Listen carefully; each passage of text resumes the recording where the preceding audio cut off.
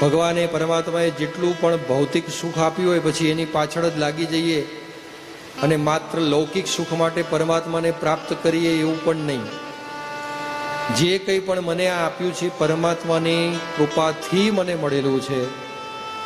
એ વસ્તુ તમે જે પણ તમને હોય, એવું નહીં કે ધન સંપત્તિ નથી આપ્યા તોય પરમાત્માએ તમારા માટે કંઈક કલ્યાણનો માર્ગ જ શોધ્યો છે, જેના કારણે નથી આપ્યા.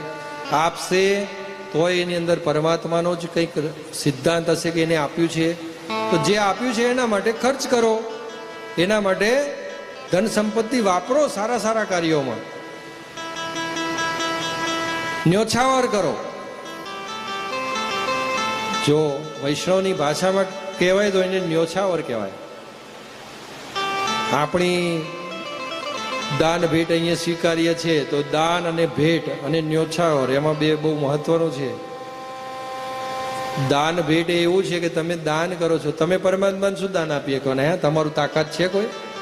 હે, જે એક ડગલાની અંદર જે આખી સમગ્ર પૃથ્વીને માપી લેતા હોય, ચરાચર આખા જગતનો જે માલિક વિશ્વેશ્વર, એને તમે શું દાન ભેટ કરવાનું?